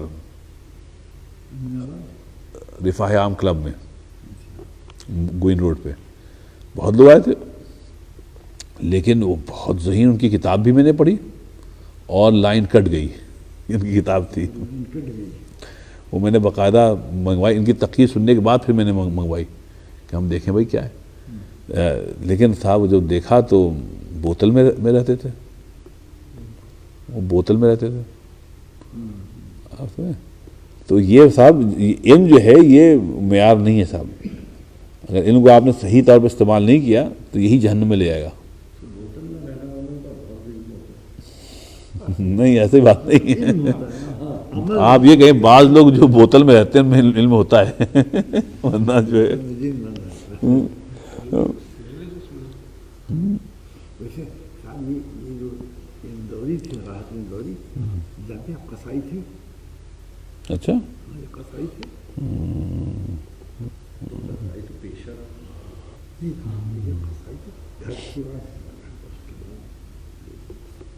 اچھا. تو ایک بات ہے کہ اب یہ جو 27 جو ہے پوائنٹ، اس کو میں پھر سے کہتا ہوں، وہ کہتے ہیں کہ جب دل سے خواہشات کی اتباع کا جذبہ نکلے گا تب اللہ تعالیٰ سے کی خوشنودی دل میں گھر کرتی ہے. دونوں چیزیں اکٹھا ہوں یہ ممکن نہیں، تاریکی اور روشنی دونوں اکٹھا ہوں ایک جگہ پر، یہ صاحب ممکن نہیں ہے. جاء الحق وزہق الباطل، جب حق آئے گا تو باطل جائے گا. اس لیے اگر آپ یہ کہیں کہ اتباع ہوا بھی ہو اور اللہ سے خوشنودی بھی ہو تو سب آپ جو ہے نا ایک بیوقوفوں کی پیراڈائز میں رہ رہے ہیں صاحب. اسی لیے صاحب ہر آپ کچھ بھی کہیے، نفس کو کریے، نفس کو کریے، نفس کو کریے، بہت کرنا پڑتا تھا. آج صبح یہ نفس پرستی تھی میرے پر، اٹھے فجر سے پہلے سب کرنے کے بعد ہم نے کہا گھر پہ یار نماز پڑھتے ہیں، تھکن بہت تھی آج، بہت تھکن تھی. تو پھر میں نے کہا آج ہم کلاس نہیں کرتے ہیں اور گھر ہی پہ فجر پڑھتے ہیں اور پڑھ کے سو جاتے ہیں. یہ دائیا آیا بہت قوی، کیونکہ ادھر 2 روز سے نیند نہیں ہو پا رہی تھی، تو بعد وجوہات کی بات ہے. تو ہم نے کہا تو آج میرا سفر بھی ہے، مجھے جانا بھی ہے کہیں باہر ابھی دن بھر کے لیے. تو ہم نے کہا آج سفر بھی ہے. پھر ہم نے کہا نہیں یار، ایک تو نماز باجماعت جائے گی، اور پھر ہم نے کہا نہیں یار چلتے ہیں. پھر اتفاق کی بات تھوڑی دیر بعد آپ کا آ گیا فون. آپ بھی تو نہیں چھوڑتے ہیں، جیسے ملک الموت نہیں چھوڑے گا نا ویسے شباب بھی نہیں چھوڑتے ہیں. آپ کا فون بھی آ گیا تو میں نے کہا نہیں ہم آ رہے ہیں. لیکن یہ کہ آپ کو کرنا پڑتا ہے، جیسے بچے بیٹھے ہیں یہاں پہ، نوجوان بچے ہیں، لیکن بہرحال تھوڑا نفس کو دبانا پڑے گا تب کچھ ملے گا تھا.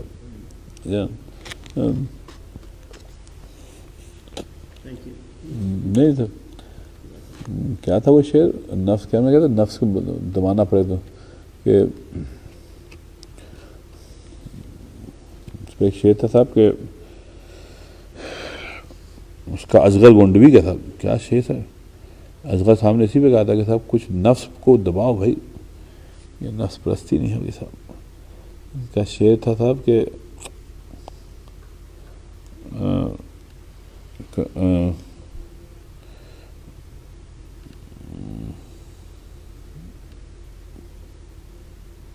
کیا تو یوں ہوتا تو یوں ہوتا، سب کہنے کی بات نہیں، میر کا ہے، میر کا ہے، سب کہنے کی باتیں ہیں کچھ بھی نہ کہا جاتا. ہاں وہ ملتے اگر تو یوں کہتا اور پھر یوں کہتا. میر کی زبان سادہ، وہ ملتے اگر تو یوں کہتا اور یوں کہتا، سب کہنے کی باتیں ہیں کچھ بھی نہ کہا جاتا. میر کا سادی زبان، سب کہنے کی باتیں ہیں کچھ بھی نہ کہا جاتا. سمجھے آپ؟ تو یہ ہم لوگ جو کہتے ہیں کہ ہم سو جائیں ہم نہ جائیں تو بہت کہنے سب بیوقوفی کی بات ہے. کچھ بھی نہ حاصل ہوتا اس سے، سب سب سب بیدار۔ اصل وہی ہے جو اللہ کی راہ میں تھوڑی بہت قربانی ہو جائے۔ ابھی جب میں آیا تھا میں نے اللہ میاں اتنی دھوپ عادل میں بس آپ کی خوشنودی کے لیے، نہ آپ کے لیے آئے، نہ آپ کے لیے، نہ آپ کے لیے آئے، میں اس کو یہی کہہ رہا تھا، ہم نے اللہ میاں صرف آپ کے لیے آئے ہیں کہ شاید اسی کے ذریعے سے کوئی ایک اچھی بات ہو جائے، مغفرت ہو جائے، تو ورنہ یہ ہے کہ آپ پڑے بستر میں سوتے رہیے، جسم آپ کو خوش رہے گا۔ صحیح بات۔ اچھا بیٹا میں تمہیں بتاؤں، جب قبر میں جسم رکھا جائے گا نا ہم لوگ کا، تو رائٹ اوے گلنا شروع ہو جائے گا، گلنا شروع ہو جائے گا، یعنی ڈیکمپوزیشن شروع ہو جائے گی۔ اچھا ہوتا کیا ہے، جیسے ہی صاحب کوئی مرتا ہے رائٹ اوے جو سب سے اس کے قریب لوگ ہیں، بچے، بیگم، جو بھی ہیں، انہی کو فکر ہوتی ہے کہ اس کو جلدی سے قبر میں پہنچاؤ۔ جو دور کے لوگ ہوتے ہیں ان کو فکر نہیں ہوتی اتنی، کیونکہ ان کو یہ ہوتا ہے اب یہ مر گیا، اس کو اگر یہاں رکھیں گے تو سب جسم جو ہے وہ ڈیکمپوزن شروع ہو، بدبو آنے لگے گی۔ تو ہم یہ سوچتے ہیں کہ بھائی نا جب جسم کو ڈیکمپوز ہونا ہے تو اس کو اتنا ہم یہاں اس کو جسم کہہ رہا ہے سوتے رہو، تو ہم اس کو سپوائل اتنا کیوں کر رہے ہیں؟ اس کو تو گلنا ہی ہے، تو جب گلنا ہے تو یہ تو ہمارا ساتھ میں رہے گا ہی نہیں۔ ہمارا ساتھ کیا ہے؟ ہماری تو روح ہے بھائی، ہم چاہتے ہیں ہماری روح پاک صاف رہے بس، تو ہم جب جائیں دنیا سے تو روح صاف ہو، شفاف ہو۔ اگر روح ہے یا ایتھا النفس المطمئنہ ہے نا، ارجعی الی ربک، بس یہ ہے، اللہ کہے بھائی یہ نفس مطمئنہ ہے بس، اگر نہیں ہے تو پھر صاحب اللہ مالک۔ تو ہم دنیا میں جو سوتے رہتے ہیں نا بیٹا، تو اس میں یہ ہوتا ہے صرف جسم خوش ہو رہا ہے، وہ 5-6 گھنٹے بہت ہیں، اس کے علاوہ جو آپ سو رہے ہیں یہ صرف نفس پرستی ہے، یہ سب آپ اپنے جسم کو اور موٹا کر رہے ہیں، اور وہ نفس اور موٹا ہو رہا ہے۔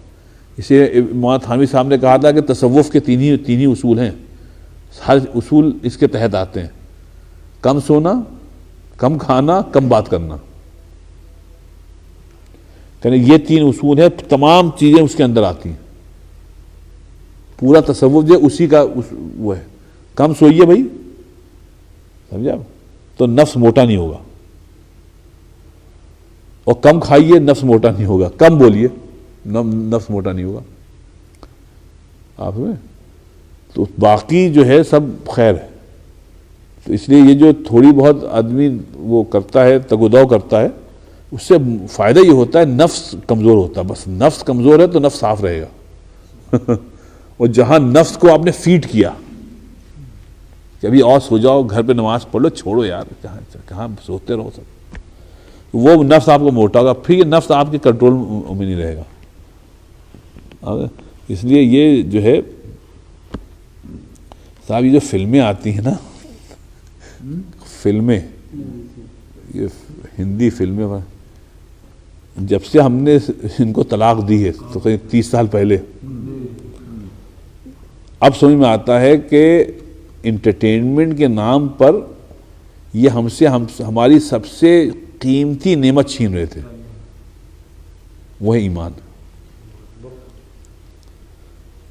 آپ آج کل کی فلموں میں لگیں گے آپ کا ایمان چلا جائے گا، صحیح بتا رہے ہیں آپ کو، آپ نہیں سمجھیں گے، شاید سمجھ جائیں، کیونکہ یہ سب گناہوں کی طرف لے جا رہی ہیں بھائی۔ اب انٹرٹینمنٹ مطلب گناہ ہے،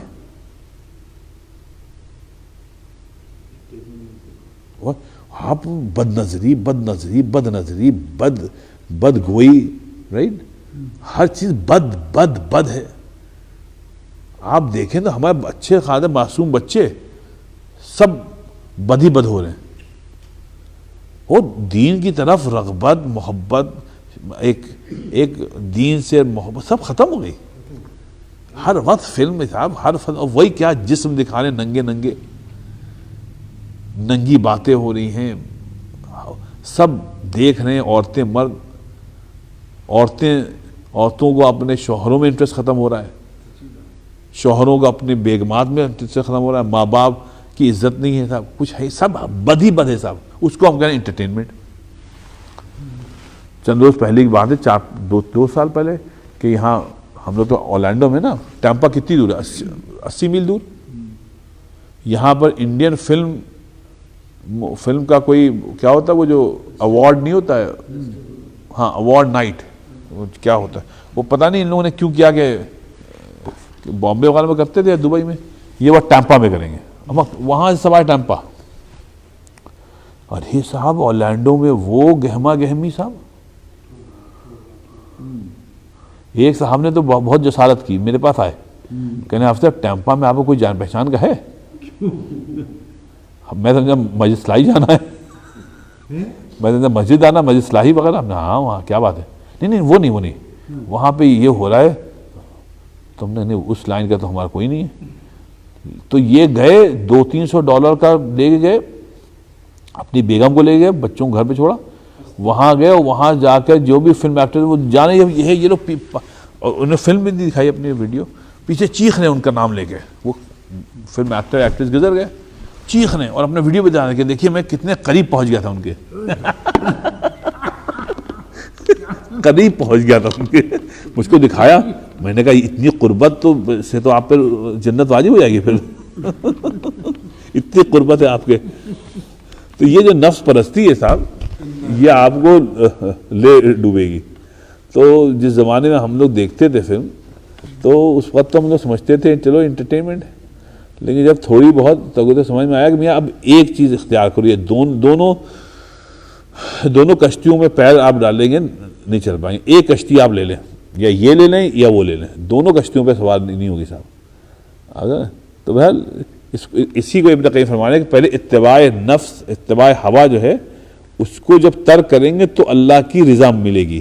دونوں چیزیں ایک دل میں, کسی بھی دل میں. اچھا جلدی سے ایک آیت اور بتا دیں, آگے چلیں تو سورہ احزاب جو ہے, یہ صاحب ہے کیا کہتے ہیں, سورہ احزاب ہے 21 پارے میں. اس میں اللہ تعالیٰ نے یہی بات کہی ہے کہ میاں تم کو دل ایک دیا ہے تو محبت بھی ایک ہی ہونی چاہیے. ہاں, دو متضاد اپوزٹ چیزوں کی محبت ایک دل میں نہیں ہو سکتی. آپ کہیں ہم کو ڈارکنس بھی اتنی محبوب ہے جتنی لائٹ ہے, تو یہ نہیں ہو سکتا. اللہ تعالیٰ ما جعل اللہ لرجل من قلبین فی جوفی, کہنا ہے جوف مطلب سینہ, کسی کے سینے میں دو دل نہیں ہے. اللہ کہ ما جعل اللہ, اللہ نے بنائی نہیں دو دل. دیکھیں دو آنکھیں ہیں, سب کچھ ہے, لیکن دل ایک ہے. تب کہ میں ایک دل ہے تو اس میں ایک کی محبت, یا شیطان کو بساؤ یا اللہ کو بساؤ. ہم کہتے نہیں اللہ 50% آپ کو دیں گے, 50% شیطان کو دیں گے. تو اللہ کہ پھر جائیے, پھر آپ کو ملے گا نہیں کچھ.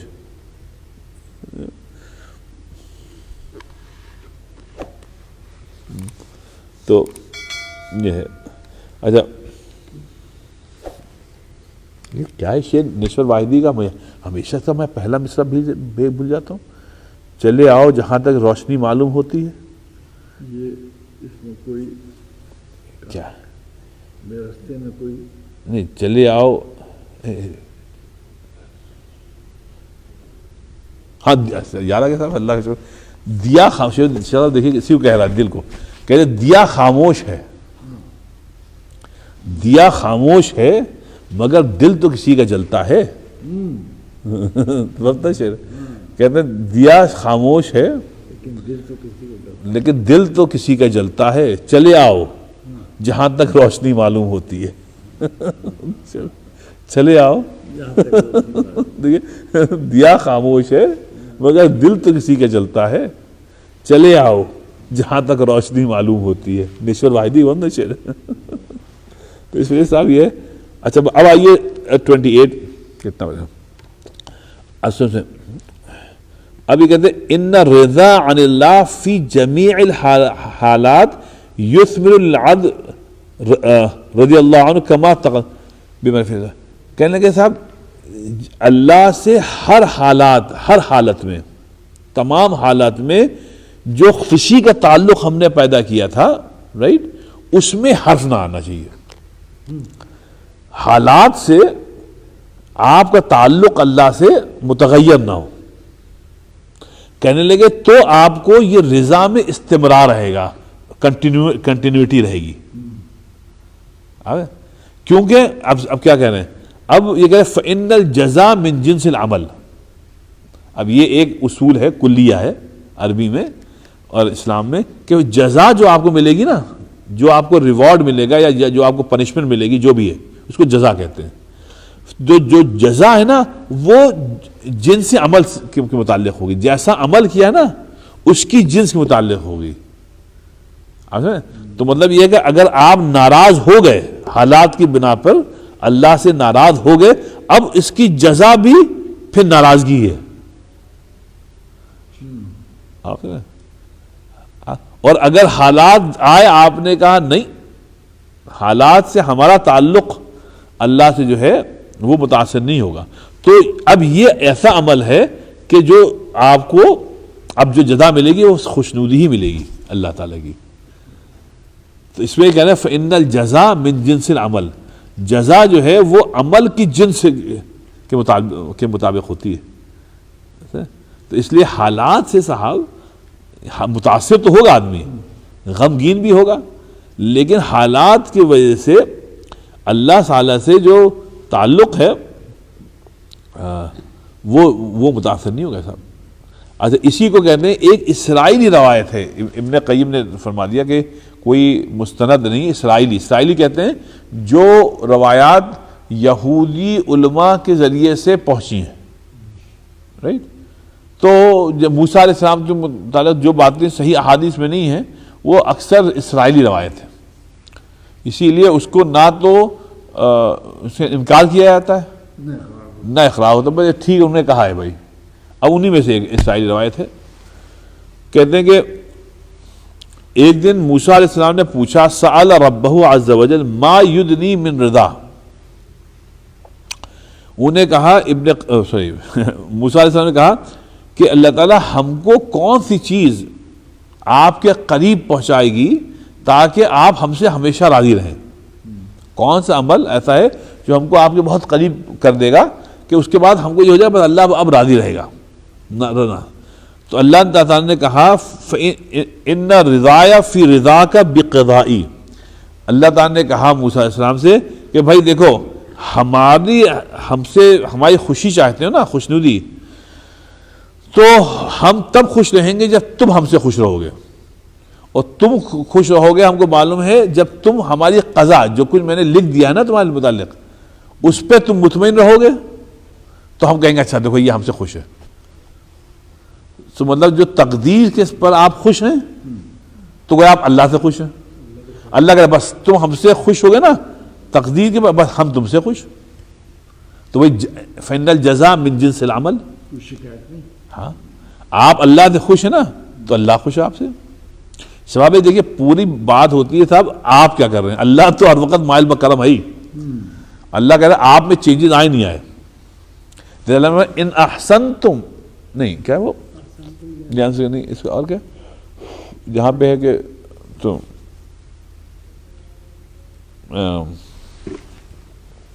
میرا کئی جگہ ہے کہ قرآن شریف میں کہ اگر تم یہ کرو گے تو ہم یہ کریں گے. ان عدتم عدنا, اگر تم واپس پلٹ جاؤ گے تو ہم بھی واپس پلٹ جائیں گے. اب یہ ان عدتم عدنا, تو مطلب یہ تم ایسے ہوئے تو ہم ایسے ہوئے.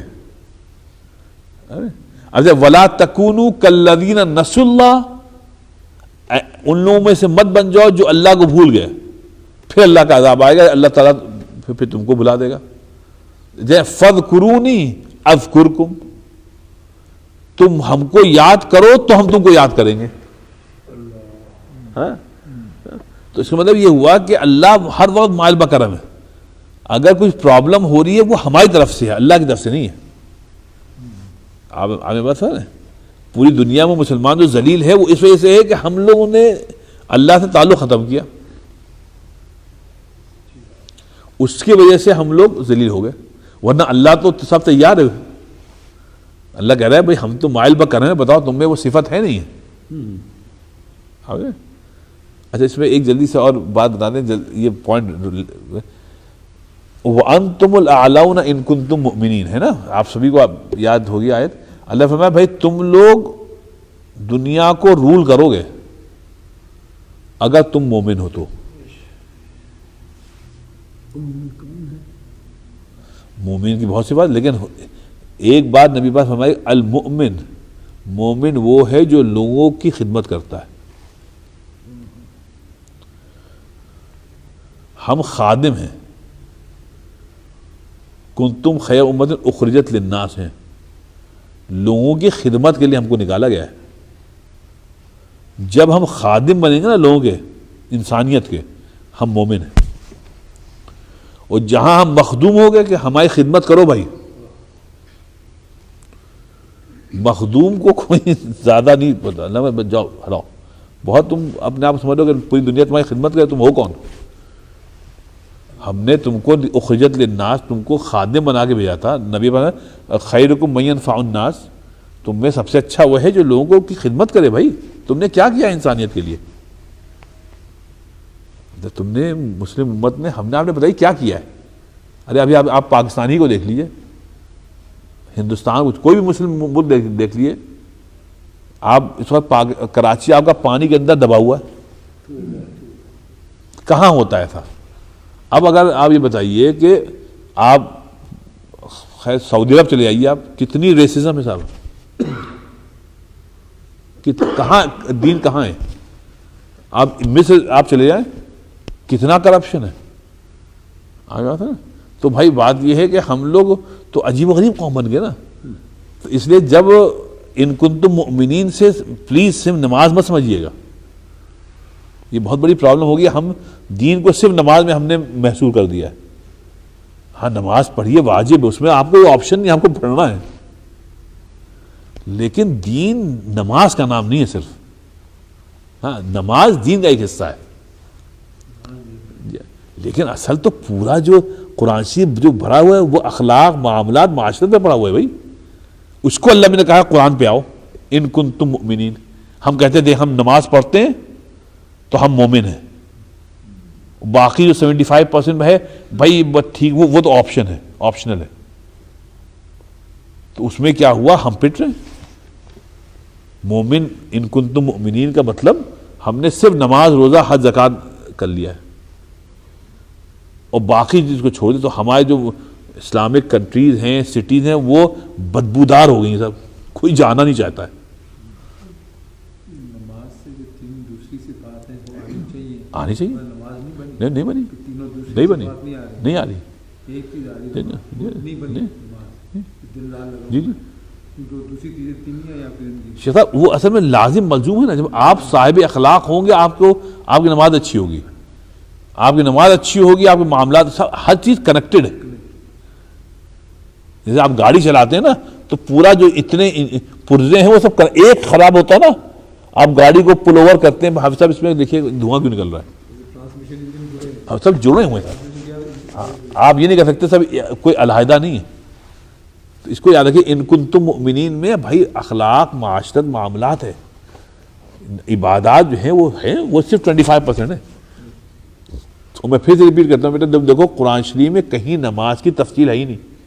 لیکن ابھی کل ہی ہم نے جو یتیموں کے متعلق بتایا، امک جب ہم نے ایسی اس نائز اما یتیموں کا تذکرہ کتنا ہے، کتنی جہالہ میں یتیم. دیکھو جب اتنے بڑے ہو جائیں تو ان کو فادفعوا اموالہم، ان کو دے دو. وَإِنْ خِفْتُمْ أَلَّا تُقْسِطُوا فِي الْيَتَامَى، اور دیکھو جب تم کو یہ ہو کہ تم یتیموں کے ساتھ وہ کیا نام ہے میانہ روی نہیں کر پاؤ گے تو بھائی ایسا کر لو، ایسا کر لو. سب ہے. لیکن نہ حج کے متعلق وہ تفصیلات ہیں قرآن شریف میں، نہ زکوٰۃ کے متعلق، نہ روزے کے متعلق، اور نہ نماز کے متعلق. لیکن یہ جو سب روزمرہ کے مسائل ہیں، ایوری ڈے لائف کے، وہ اللہ نے بھر دیے قرآن شریف میں. ہم نے الٹا کیا قرآن شریف کے ساتھ. ان کو کہا یہ کیا ہے، یہ تو اس کی کوئی حیثیت نہیں. اللہ اکبر بھائی، حی علی الصلاۃ، بھائی نماز، باقی تو چھوڑو. یہ کیا ہے؟ تو بھائی کیا قرآن شریف جھوٹ ہے؟ تو قرآن شریف آپ مطلب اللہ تعالیٰ کوئی فکشن بیان کر رہا ہے مطلب؟ تو کیا ہے آپ؟ تو اس لیے یہ ہے کہ ان کنتم مؤمنین سے پہلے جو جاتا ہے کہ ہم نماز نہیں پڑھتے ہیں. بھائی ٹھیک ہے، نماز تو پڑھنا ہے آپ کو، لیکن بھائی اس کے بعد مومن تب ہوں گے صاحب جب یہ ہوگا. اور میں پھر کہتا ہوں پوری اسلامی جو جو جو جو سوسائٹی ہے گلوبل رائٹ، وہ بیٹا نماز کی وجہ سے نہیں پیٹی جا رہی ہے. پیکیج ہے.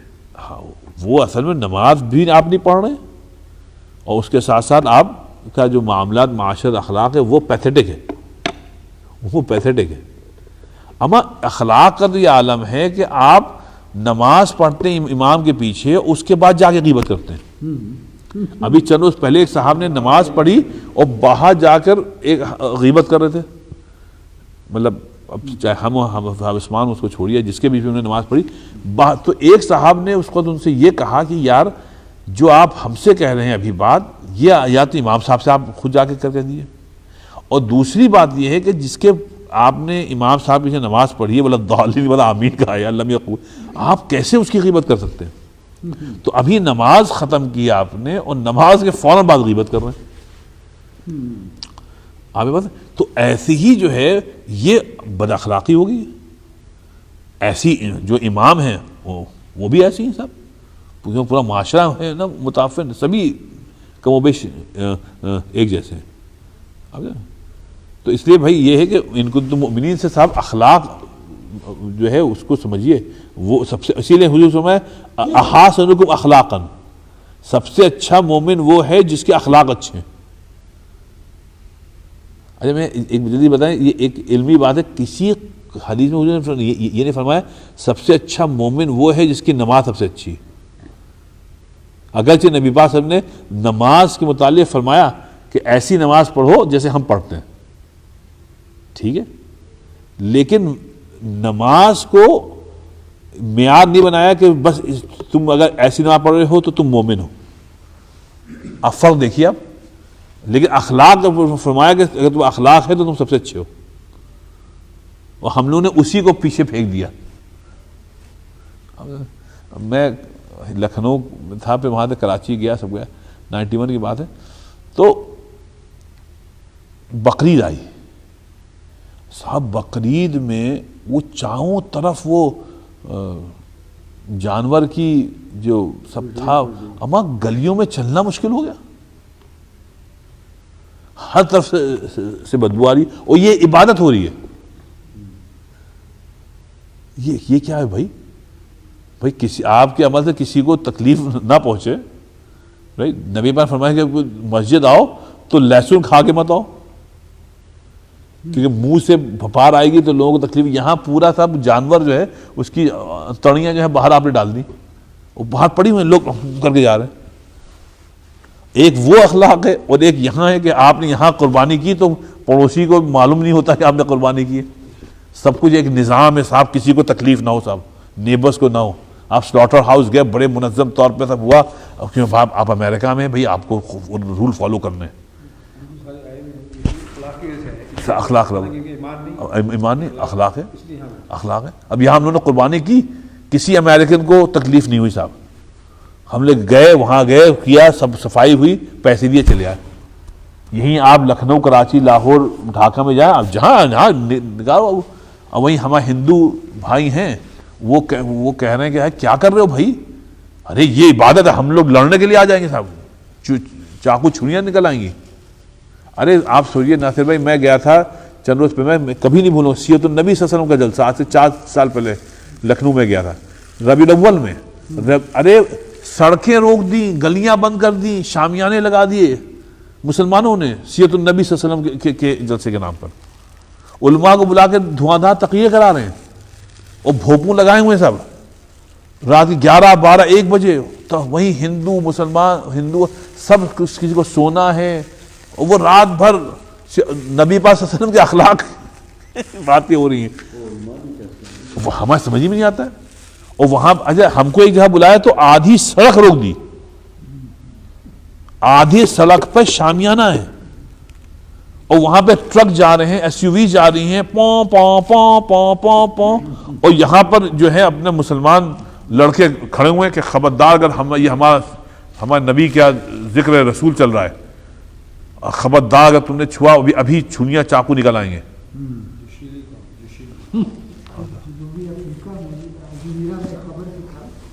جنوبی ساؤتھ افریقہ میں ایک مسجد کے خلاف ایک ہندو نے جا کے فائنلی درخواست دی، کورٹ نے فیصلہ کیا ہے کہ مسجد کا جو لاؤڈ اسپیکر ہے اس کو جی لاؤڈ اسپیکر یا کم کریں. جی جی وہاں پہ خبروں میں آتا جی جی جی ہم لوگ تنگ کرتے ہیں. جہاں تنگ کرتے ہیں.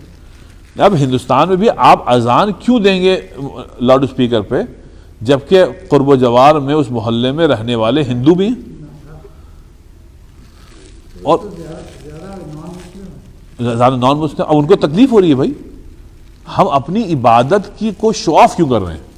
ارے بھائی مسجد میں آپ دے دیجیے اذان، یہ بھوپو لگا کرنے کی ضرورت کیا ہے جبکہ وہاں غیر مسلم ہے. میں نے جیسے آپ سے عرض کیا تھا سب سے خراب چیز ہوتی ہے تو رمضان میں.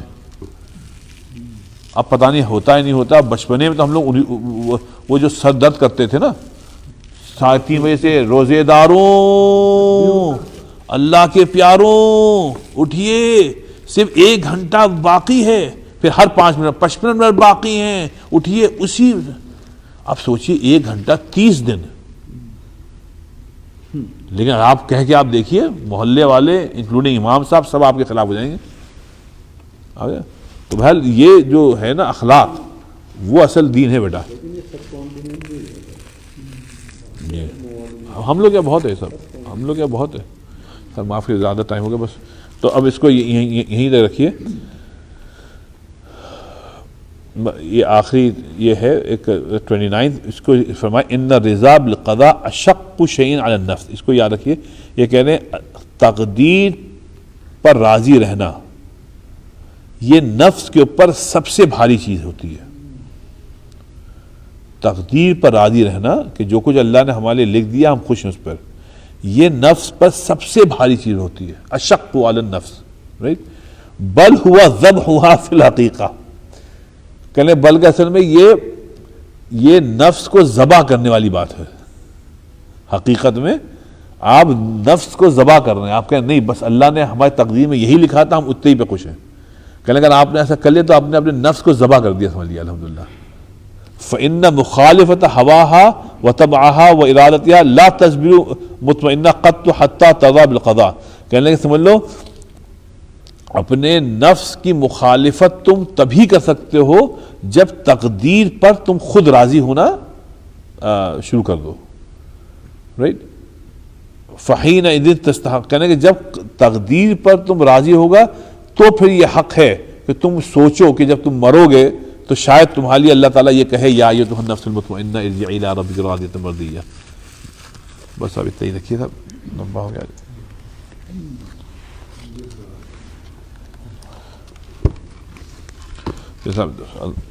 ربنا آتنا فی الدنیا حسنہ وفی الآخرۃ حسنہ وقنا عذاب النار. ربنا آتنا فی الدنیا حسنہ وفی الآخرۃ حسنہ وقنا عذاب النار. اللہ تعالیٰ آپ سب کے یہاں جمع ہونے کو قبول فرما. تعالیٰ جو کچھ پڑھا گیا ہے کہا گیا اللہ تعالیٰ اس کو قبول فرما. جو غلطیاں ہو گئی ہیں اللہ تعالیٰ اس میں اپنے رحم و کرم سے معاف فرما، اور جو صحیح بات ہوگی اللہ تعالیٰ آپ کے کرم سے ہوئی اللہ تعالیٰ اس کو قبول فرما. اللہ تعالیٰ ہم سب کے والدین کی مغفرت فرما، ان کے درجات کو بلند فرما، اور اللہ تعالیٰ ہم سب کے اساتذہ کی بھی مغفرت فرما. تعالیٰ ہم سب کے بچوں کی اولادوں کو کہ اللہ تعالیٰ ان کی ایمان کی حفاظت فرما، ان کو سچا و پکا مسلمان بنا. اللہ تعالیٰ ہم سب کی جب موت آئے تو ہم سب کا خاتمہ ایمان پہ فرما. سبحان ربک رب العزت عما یصفون وسلام علی المرسلین والحمد للہ رب العالمین.